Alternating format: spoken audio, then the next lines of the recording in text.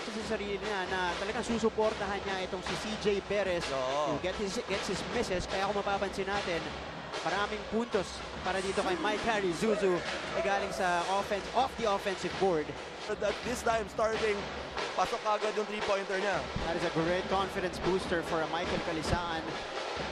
Palitan tayo ng baskets dito. Speaking of, Ayala is scoring underneath. San Sebastian Golden Stags now facing his former team. Ano kaya nararamdaman niya dito? It's just another ball game. He wants to win this ball game. I don't see CJ Perez. Ito yung nakakatakot sa LPU eh. Ngayon pa nang gumagawa si CJ Perez. Kanina, shoot from the outside. Palitan ng tres mula sa parehong kupunan. In the meantime, CJ Perez on the break. He will lay it in. Ito para sa kanilang mga kupunan. Perez, step back three. CJ Perez, 3-point bomb. Ayaw niya na. Awi agad yung Marcelino Twins. Let's take a look at that again.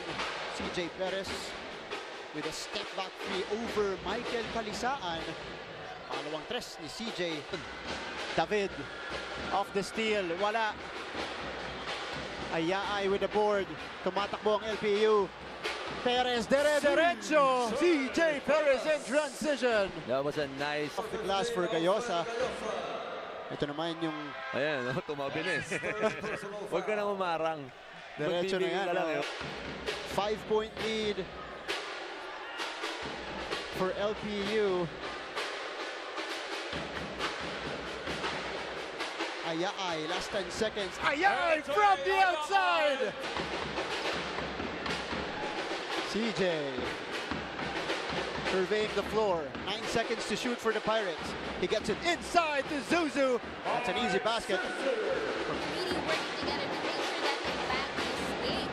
Back to you, Martin and Coach Red. Maraming salamat, Sarah. So we'll see what the adjustments for both teams here. But CJ Perez, corner three is good. Creating the last minute dishing the basketball to the wide open CJ Perez, knocking down those 3-pointers.